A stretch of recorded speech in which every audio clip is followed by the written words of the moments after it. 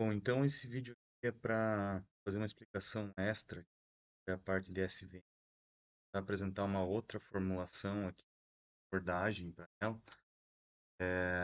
e ver se isso deixa mais claro aí, para uma versão. Uma outra forma de ver ela. Tá? É, e, claro, trocando essa forma de ver, eu espero que fique fácil de ver o que está acontecendo aqui em termos de forma. Então, de novo, nós temos um problema de classificação binário no primeiro momento aqui, tem essa classe azul, né, que no nosso caso aqui vai ser a classe mais 1. Nós temos a classe 5, que é a menos 1. E aí nós temos a reta que nós queremos encontrar, né? O plano, o hiperplano, que é parametrizado aqui pelo vetor W, né? Ortogonal aqui ao plano de separação entre as classes, né? O vetor W aqui. E um deslocamento que esse cara tem aqui em origem, distância aqui, mais ou menos aqui, né? Que é o W0 ou B, né? Tanto faz a forma que, em termos de notação, é bem parecida, né? Bom, então o que acontece aqui é que, sem querer aqui, né, mas a gente quer tentar encontrar, então, é o hiperplano de separação aqui, que separa com 100% de acerto, né, então o que é 100% de acerto aqui? A gente não quer diminuir isso aqui, né, que é, já que as classes são linearmente separáveis, o objetivo é esse, né? E além disso, o que a gente quer, entre os classificadores que a gente tem disponível aí, né, seria o classificador que tem a maior margem de separação, né? Então seria o cara que tem a maior distância aqui, né? Entre os caras que estão mais perto, né? Tanto de uma classe como outra, né? Então pode ser qualquer um desses padrões aqui, né? Mas seria exatamente o cara que está mais perto aqui, né? A gente vai buscar então o plano que tem a máxima margem de separação, dada por essa distância aqui, né? Dentre todos os possíveis, né? Então, entre esse tracejado e esse contínuo aqui, a gente vai escolher o contínuo que fornece a maior margem de separação, porque se tiver novos exemplos, por exemplo, azuis aqui, né? É provável que ele seja classificado corretamente aqui, coisa que não seria com esse pontilhado, né? Uma coisa tivesse um plano de separação muito perto aqui, caísse um pontinho preto aqui, né?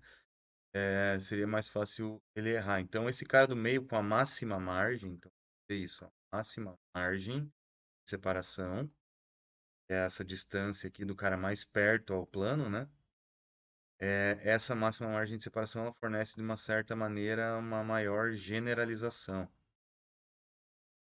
A gente vai, para padrões novos, ter um acerto de classificação maior. Então, de maneira intuitiva aqui, o que a gente vai buscar entre os dois, né, que é a pergunta aqui no slide, é a que tem a máxima margem de separação. Beleza, então vou começar com a formulação aqui, ó. Então, de novo, nós vamos ter um plano de separação entre a classe mais 1 e a classe menos 1 aqui embaixo, né? É, essa classe, ela vai... esses padrões de separação, então, vão ser parametrizados por um vetor W aqui, normal ao plano de separação, e ele vai estar separado da origem aqui numa distância de B ou W0. Bom, em termos de formulação, o que mais que a gente pode visualizar aqui? Então, essa classe azul vai ser positiva, esse T aqui é o label. Às vezes a gente usa Y aqui também, tá? Y de N significa que o exemplo, enésimo exemplo da base de dados aqui, né? Que tem N maiúsculo exemplos aqui, né? Esse cara aqui, então, ele vai ter o rótulo mais 1, e o cara aqui do lado esquerdo vai ter o rótulo menos 1. Também poderia ser Y de N aqui. T ou Y de N são as variáveis mais usuais para isso, tá? Beleza. Então, dito isso, o que eu vou definir aqui também é a distância, porque a gente vai precisar, como eu falei anteriormente, da distância do ponto mais perto ao plano, né? Que é esse cara que vai definir a margem, né?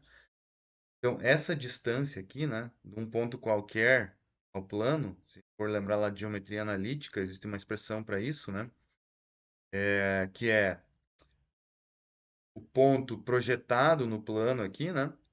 Então, isso aqui tem relação com a projeção lá, não é exatamente a projeção, mas tem relação com a projeção de um ponto num plano parametrizado por W e B aqui, né?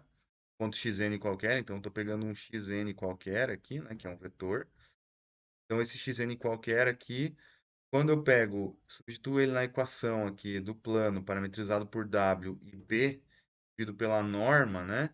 Isso aqui vai fornecer uma distância, né? Do ponto ao plano, né? E esse t de n aqui é uma espécie de um sinal, né? Quando for positivo, aqui esse cara vai ser mais um. Quando ele estiver do lado de cima, ele vai ser mais um. Quando ele estiver do lado de baixo, ele vai ser menos um. Mas, de uma certa maneira, isso aqui vai ser sempre um valor positivo quando tudo estiver corretamente classificado, tá? Então, de uma certa forma, é só para transformar numa medida de distância que vai ser sempre positiva no caso de todos os exemplos estarem corretamente classificados. Se você quer se convencer que isso é uma distância, né, é legal você pensar num desenho qualquer de hiperplano. Então, tem, sei lá, esse hiperplano aqui, e, por exemplo, o vetor W dele aqui é, sei lá, 1 e 1, né? Esse vetorzinho aqui. Ele está numa distância, sei lá, de 1 também da origem, né? Aí você pode pegar um ponto qualquer aqui, sei lá, que está para baixo do plano, ou para cima, sei lá, o ponto 5 e 5 que está para cima, né? Sei lá, vai ter o ponto 5 e 5 aqui, que você vai multiplicar, então, por ele, somar aqui com V, dividir pela norma do vetor W. Enfim, fazer essa continha aqui, né? Você se convencer que a distância de um ponto ao plano aqui, né? É de fato dado por essa equação. Isso aqui é legal de fazer mais para você ter uma noção aqui de como que se comportaria esse equacionamento. Legal você até pausar o vídeo e fazer isso para você conhecer, né? Vou fazer para não tomar muito tempo nesse. E aí, claro, se esse produto aqui de cima for positivo, vai estar tudo corretamente classificado. Quando ele for negativo, vai estar incorretamente classificado. Então, com base nessa formulação, o que a gente vai tentar fazer agora é definir a margem, né? Então, se a gente parar para pensar, a margem tem dois casos aqui, ó. Um caso onde há essa distância da Z2, né, que é maior, e no outro caso onde ela vale Z1, tá? Então, o que que é a margem, né? A margem vai ser de todos os pontos que eu tenho, todos os azuis, todos os pretos aqui, né? Ele vai ser o cara que tem a menor distância para o plano, né? Então pense nesse primeiro caso do Z2 aqui, ó. Eu tenho esse ponto aqui que tem essa distância Z2 e tem esse ponto aqui que é uma distância um pouquinho maior que Z2. Então os caras que vão dar um suporte à margem aqui, né? Tem a ver com isso, depois vou falar por quê, né?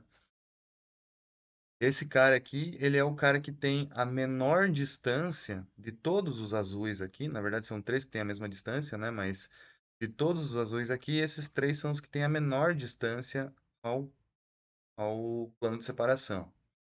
No outro caso aqui de Z1, né? A distância vale Z1.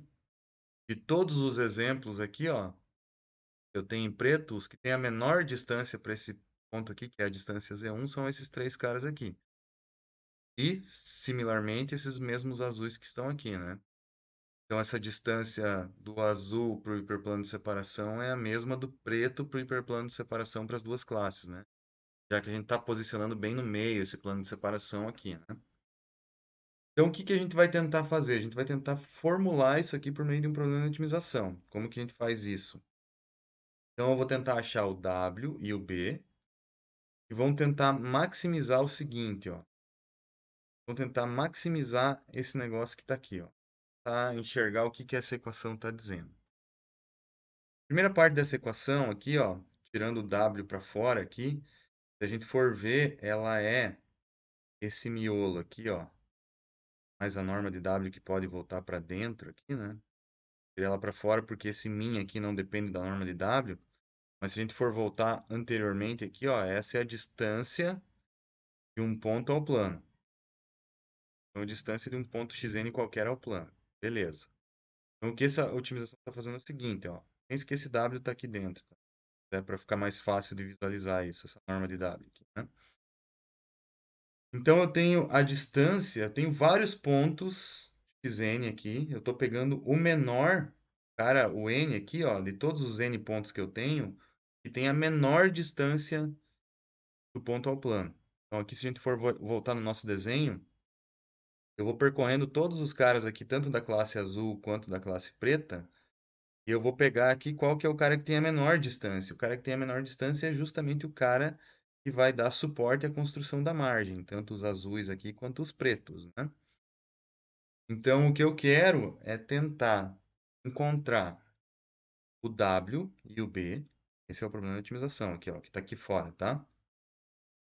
Eu quero encontrar o W e o B que vão dar maior das menores distâncias. Vou escrever, ó, maior das menores distâncias. O que é a menor distância aqui? Menor distância é margem. Então, o que eu estou tentando buscar aqui, no fim das contas, é a maior margem. Qual é o W que fornece a maior margem? Então, o problema de otimização nesse formato aqui, nessa forma como ele está escrito aqui, ele está tentando buscar de todos os possíveis Ws, ó, tem um W aqui, tem um outro W aqui, sei lá, né? Vou ter vários outros Ws aqui, né? Estou tentando buscar o W que vai mostrar para a gente qual é a maior margem de separação. Como que é dada a definição da margem? Por essa equação aqui. Distância, menor distância de todos os pontos, ou o ponto que vai dar a menor distância para o plano de separação. O problema é que aqui eu ainda não coloquei um ponto importante, né? Eu estou tentando maximizar a margem, mas eu preciso garantir que tudo esteja corretamente classificado, né? Esse aqui é o meu segundo desafio aqui, né? Do ponto de vista de otimização, né? Mas é importante você pausar o vídeo e se convencer que isso aqui é, de fato, a maximização da margem. Se isso se convencer sobre isso, essa outra parte aqui é um pouco mais simples de entender. Bom, então vamos lá para essa segunda parte. Então, para o padrão estar corretamente classificado, eu vou colocar isso por meio de uma restrição. Então, eu vou manter o problema de otimização desse jeito aqui, por enquanto, e vou colocar uma restrição. Qual que vai ser a minha primeira tentativa para essa restrição? É forçar com que o produto entre isso aqui seja positivo, tá? Se esse produto for positivo, significa que o padrão foi corretamente classificado, tá? Sem dúvida disso, volte no exemplo que eu dei aqui atrás, ó. Substitua um valor qualquer aqui, ó, mais um, pega esse W e esse X aqui que você pegou, vê se ele está do lado mais um e se convença que esse produto disso com isso que está aqui, T com esse monte de coisa que está aqui, não vai fazer diferença para isso, né? Mas para que esse produto aqui, quando for corretamente classificado, ele é sempre maior que zero. Faz na mão, pausa o vídeo e faz na mão para se convencer. Bom, beleza. Então, minha primeira tentativa aqui, ó, é que esse cara seja maior que zero. Então, que o produto entre um exemplo qualquer e label verdadeiro e o que está dando em termos de resultado aqui, né? É como se fosse o predito e aqui é o valor verdadeiro. Esse aqui vai dar um número positivo qualquer e esse aqui vai ser sempre mais um para a classe positiva. Se esse produto for positivo, tá certo. Então, se ele for negativo e esse predito for um valor negativo muito grande, aqui, sei lá, menos 10, esse produto também vai dar maior que zero. Então, corretamente classificado vai dar sempre maior que zero. Mas o problema é que isso aqui também reflete a distância, né? De um ponto ao plano. Se ele reflete a distância, ele também reflete a margem, né? Então, isso aqui também é a margem. Então, ele não basta ele estar corretamente classificado, ele tem que estar uma distância mínima aqui da margem. Não sei quanto que vale essa distância, mas vamos supor, né? Então, isso aqui não é suficiente, eu preciso da margem, né? Então, vamos supor que a margem para nós aqui, vou colocar um valor gama qualquer, não sei quanto que ela vai valer. Depois, quando eu resolver esse problema de otimização aqui atrás, né? Esse problema aqui, ó, é que eu vou saber onde é que ela vai estar, mas por enquanto eu não sei, então eu vou dizer o seguinte: esse valor da margem eu vou falar que é um valor gama qualquer. Esse cara aqui vale um gama, tá? E daí eu vou passar dividindo esse gama para o lado de cá. Então, vai ficar esse cara aqui dividido por gama e esse cara aqui dividido por gama, que é essa equação que está aqui embaixo. E vai ficar maior ou igual a 1. Tá? Aí tem um detalhe que é o seguinte, né? Talvez ver por esse lado aqui seja mais simples para entender esse VM.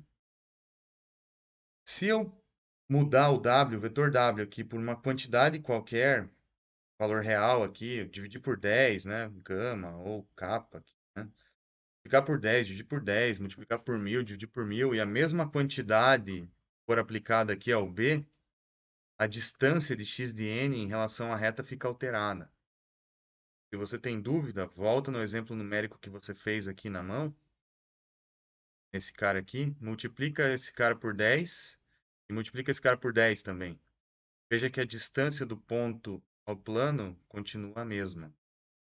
Tá? Legal você se convencer sobre isso, senão vai ficar meio vazio, né? Então, se a distância não muda em nada, significa que esse gama que está aqui, eu posso simplesmente arrancar ele fora, né? Então, eu vou vir aqui e falar assim, bom, se não faz diferença multiplicar ou dividir por um número real qualquer aqui, eu vou tirar esse cara fora. E aí a minha restrição vai ficar da seguinte forma. T de n vezes tudo isso daqui vai ser maior ou igual a 1. A história lá da distância do ponto mais próximo ao hiperplano, que é a margem aqui, ser unitária. Então, esse valor vale 1. Espécie de normalização aí. Uma outra forma de ver isso talvez um pouco mais simples. E aí, beleza, aí eu consegui montar meu problema de otimização. O que que é meu problema de otimização? É aquela margem máxima, então aqui está a minha margem máxima, mas todo mundo tem que estar corretamente classificado. Então, tem a minha restrição, que a gente acabou de montar ali, que é essa restrição que está aqui. Tá? Agora, essa restrição que está aqui, ela deu uma boa ajudada para a gente, ó. Ele está dizendo que isso vezes isso vai ser sempre maior ou igual a 1. Então, o menor valor possível para isso é 1. Então, ó, exatamente o que eu tenho aqui, ó, é menor valor para todos os n disso aqui. Se o menor valor vai ser 1, tudo isso daqui, então, vira. E aí eu posso reescrever meu problema de otimização da seguinte forma. Se aquilo lá virou 1, né? Argmax de 1 sobre a norma de W, sujeito a essa restrição. Ou, de maneira análoga, né? Posso pôr um 2 aqui, que fica na maneira mais usual ali, que não muda nada, né? Aí deixando no formato de otimização aí convexo. Bem no formato que se usa aí para otimização. E aí tá aí a solução para SVM, que maximiza a margem. Isso aqui significa que eu estou maximizando a margem. E significa que eu estou classificando todo mundo corretamente e está todo mundo para fora da margem. Está todo mundo para fora da margem significa uma classe está para cá e a outra classe está para cá na solução. Então essa é a sacada aí, uma outra forma de interpretar esse VM. Se a gente for resolver isso aí, então vai ficar. Normalmente esse problema de em vez de escrever com maximização, a gente inverte a norma, né? E aí fica isso aqui. E aí fica um problema de minimização sujeito a essa restrição aqui de acerto, né? Aí beleza, agora está bem no formato de otimização convexa clássica para SVM. Como é que se resolve isso? Monta o Lagrangiano, os multiplicadores de Lagrange estão aqui, a restrição de desigualdade é escrita aqui, ó. Esse menu passa para lá, né? E aí escrevo isso aqui no formato de uma ação, né? Tira menos aqui porque as restrições elas são sempre menor ou igual a zero, né? Na verdade, eu passaria esse cara para o lado de lá, ficaria 1 menos, tal, tal, tal, né? E aí eu puxo menos para fora aqui, né? Esse é o multiplicador de Lagrange, aqui está a restrição. Como é que resolve? Tem que montar o dual lá, né? Como que monta o dual? Derivo em relação aos parâmetros W e W0 igual a zero. Fazendo isso em relação a W, né? Aqui vai ficar 2 vezes W, né? Então, 2 aqui, W, derivado disso em relação a W, né? Isso em relação a W vai ficar só esse termo aqui, ó. É lambda I, yi, xi, né? Aí, igualando a zero, vai resultar nessa equação. Isso é legal você fazer na mão para checar também. E aí, derivando em relação a W0, também faz na mão aí, você vai chegar nessa relação. Pausa o vídeo e faça isso para se convencer. Aí, beleza. Então, com isso aqui, eu posso montar o dual lá de Wolff, né? Aqui está a formulação dual. Aqui eu tenho a restrição que o W é igual a esse negócio aqui. A outra restrição que eu achei, multiplicador de Lagrange tem que ser maior ou igual a zero. Dá para substituir esse W aqui na parte de cima, né? E a restrição também, né? Dá para fazer um rearranjo algébrico aqui para chegar daí nessa formulação, que é a formulação inicial da SVM. Por enquanto, ainda sem considerar que os padrões são não linearmente separados. E o legal é que, de novo, isso aqui aparece em termos de produto escalar, né? X transpose X aqui, né? Isso vai facilitar a história do kernel mais adiante lá, né? Que eu vou falar mais adiante, né? Mas a gente já entra nesse formato aí, né? E aí resolver o problema nesse formato de maximização da representação dual é mais fácil do que fazer isso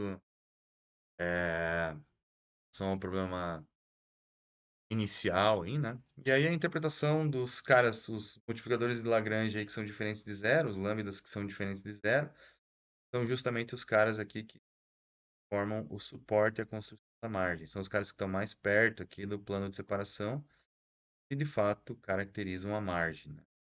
Então esses caras aqui que têm o lambda aí diferente de zero. Bom, não vou analisar essa equação aqui, porque, enfim, essa dá para a gente pular nesse primeiro momento, né? Mas uma vez determinando, né, o lambda aqui, resolvendo aquele problema, né? A gente pode determinar quem é o hiperplano usando essa equação para o W e o W0 podemos pegar qualquer vetor suporte aqui, né? Xi que seja um vetor suporte e achar o W0 por meio dessa equação que está aqui. E aí, tendo o W e o W0, posso pegar qualquer padrão aí, né? Usar o W que eu calculei, usar o W0 e ver se ele está do lado positivo ou negativo do hiperplano, simplesmente aplicando essa equação. Se eu substituir esse cara aqui no W, né? E aquele cara lá no W0, né? Chega a essa formulação aqui, que é a formulação às vezes aparece aí mais compacta para SVM.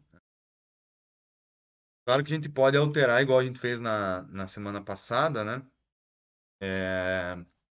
Por caso não linearmente separável. Então, no caso não linearmente separável, tem três possíveis casos, né? Padrões fora da margem classificados corretamente, seriam esses caras aqui. Padrões no interior da margem classificados corretamente, então, por exemplo, poderia ser tem aqui esse azul e esses três pretos aqui, né? E padrões no interior da margem, mas classificados incorretamente, esse. E aí também para fora da margem, em qualquer lugar, né? Poderia até estar para cá incorretamente classificado. Então a gente vai usar aqui para tentar mudar a formulação da SVM, né? Somar um fator aqui, outro fator, que corresponde a tal da Hinge Loss, né? Qual que é a cara da Hinge Loss? Ela vai ser o seguinte, né? Para valores maiores que 1,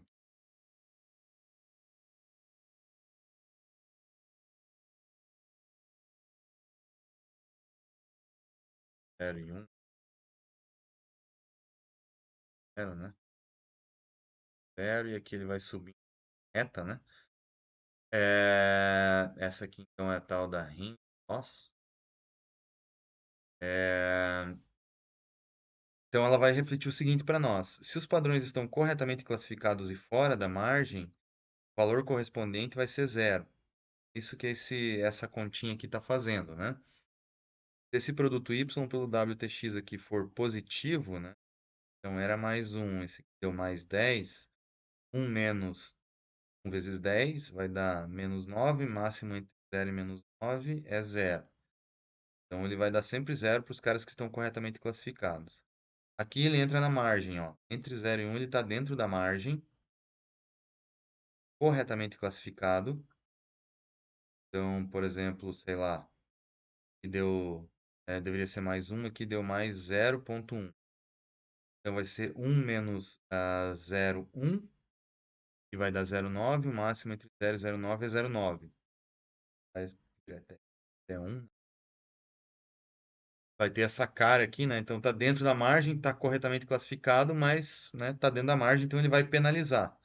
E aí daqui para cá ele tá fora da margem e corretamente classificado, né?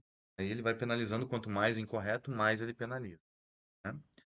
Aí eu propus lá na semana passada para a gente tentar modificar e colocar isso aqui para representar esses erros de classificação e ainda assim tentar achar a margem máxima. Então a margem máxima está aqui e aqui estão tá as penalizações pelos erros de classificação pela range loss, né? Então, beleza. Então, se a gente modificar dessa maneira, a gente acha um jeito aqui para resolver esse cenário e ainda tentar achar aqui uma margem máxima de separação, mesmo tendo a possibilidade de erros de classificação, caso não linearmente separável, né? Aí o que se faz também é uma modificação, porque isso aqui não é continuamente diferenciável, não é convexo, né? E aí é usar uma variável de folga. Então eu vou dizer que todo aquele max alguma coisa lá, né? Então, tudo isso daqui, ó, toda essa formulação aqui vai ser chamada uma variável de folga, né? Essa variável de folga vai ter essa denominação. E aí tem algumas análises que a gente pode fazer. Se um menos esse negócio aqui for zero, isso aqui é zero, máximo entre zero e zero vai ser zero, então o resultado é zero. Significa que essa minha variável de folga xi aqui também é zero. Se o xi é zero, então eu posso dizer que o xi aqui, né, que vale zero, é igual a todo esse negócio aqui. É uma possibilidade, né? Então eu posso dizer que um primeiro caso é que esse cara aqui é igual ao xi, se for zero, né? Outro cenário é que se isso daqui for menor que zero, ainda assim o max vai dar zero. E o xi também vai dar zero. Então, se o xi é zero, posso substituir ele aqui. E aí eu posso dizer que 1 menos tudo aquilo ali vai ser menor que o xi. Então, combinando essa equação com essa equação aqui, eu posso generalizar e dizer que 1 menos tal, tal, tal vai ser menor ou igual ao xi. Feito isso, então, o que que eu posso fazer? Aqui está só uma relação, né? Xi é zero para os caras que estão fora da margem corretamente classificados, ele vale zero, entre 0 e 1 para os que estão dentro da margem corretamente e maior que 1 para os incorretos, né? Então, o xi, no fim das contas, ele reflete para nós exatamente a range loss. Então, se eu combinar essa restrição que está aqui, com essa igualdade que eu coloquei aqui, lá na formulação da SVM anterior, aí eu posso tirar aquele max daqui, colocar o xi, e aí jogar essa restrição que está aqui, que nada mais é do que essa equação aqui, só reescrita de outra maneira. Esses xis tem que ser maior ou igual a zero. Bom, daqui em diante, o procedimento é o mesmo, as análises são as mesmas, né? Então, eu monto o lagrangiano, né? Agora eu tenho duas distribuições de igualdade, eu tenho essa e tenho essa, isso vai me fazer ter a necessidade de dois multiplicadores de Lagrange, lambda e o mi aqui, né? De novo, derivo igual a zero, aqui está a equação, se quiser também pause o vídeo e tente obter esses valores aqui, ó. Agora tem que derivar em relação ao xi também, né? O que dá uma terceira restrição que não tinha no caso anterior, né? E aí isso aqui também vai gerar lá toda a otimização da mesma forma, né? Só uma análise aqui que é interessante, né? Então, se eu olhar o xi, o lambda e o mi, eu posso ver os três casos onde cada vetor está no espaço simplesmente olhando esses caras aqui, o xi, que é a variável de folga, e os multiplicadores de Lagrange. Então, por exemplo, o caso 1, ele vai ter o xi nulo, o lambda nulo e o mi igual a c. Caso 2, que é um vetor suporte, support vector aqui, né? Que é o que dá nome ao método, né? Se também é zero, o lambda não vai ser zero, ele vai estar limitado aqui no máximo até c. E o mi é c menos mi. C menos lambda, perdão. No terceiro caso, onde tem o erro, né, de classificação, então o xi já não vai ser zero, é o único caso que ele não é zero. O lambda vai estar limitado em c, então lambda igual a c vai ser os caras que estão errados. E o mi é nulo. Da onde que vem essas relações? Das restrições aí que essa SVM nessa formulação gera. Você pode até jogar aqui esses valores para se convencer, né? Cada caso. Chatinho ver isso, né? Por exemplo, pegar esse primeiro caso aqui, né? Se é zero, então se o xi é zero, aqui ele vai valer zero, né? Então, lambda vezes todo esse negócio aqui tem que ser zero. Então, ou tudo isso daqui é zero, ou lambda é zero. Só que como é um padrão corretamente classificado, esse produto aqui ele vai ser positivo, né? Vai ser diferente de zero, vai ser maior que 1, fora da margem, né? Significa que o lambda tem que ser zero. Se o lambda é zero, aí eu posso vir ele aqui e chego à conclusão que o mi é igual a c. Então, posso ir fazendo essas análises aqui por meio dessas equações que vêm justamente dessas equações aqui, né? Combinado mais com essa restrição aqui, né? E aí a gente chega nesses casos de análise e a gente pode, olhando para os multiplicadores de Lagrange e o Xi, saber onde está cada um dos nossos pontos no espaço. Se eu for comparar, então, resolver o dual dessa formulação agora, né? Ela vai chegar nessa equação que está aqui, que se eu comparar com a anterior, quando os casos eram linearmente separáveis, a diferença é bem sutil, né? Veja que a restrição aqui é a mesma, né? O lambda aqui, o problema de maximização aqui é exatamente o mesmo, né? O dual aqui, exatamente o mesmo. O que muda é que agora, antes o lambda ele era maior ou igual a zero, agora ele está limitado aqui em C. Quem que é o C, né? O C é o nosso parâmetro aqui,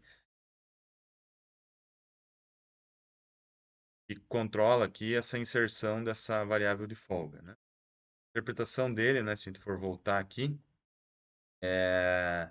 quanto maior o valor de C, menos erros eu tolero aqui durante o treinamento, né? Se ele for menor, eu tolero alguns erros aqui em detrimento a ter uma margem de separação maior. Tolero um erro, aumenta a margem. Não tolero o erro, diminua a margem, né? Então ele é um cara que controla essas duas coisas aí, né? Bom, isso aqui tem a ver com regularização, que é um papo para mais adiante, e isso aqui encerra, então, o nosso vídeo de explicação extra aqui para SVM, tá?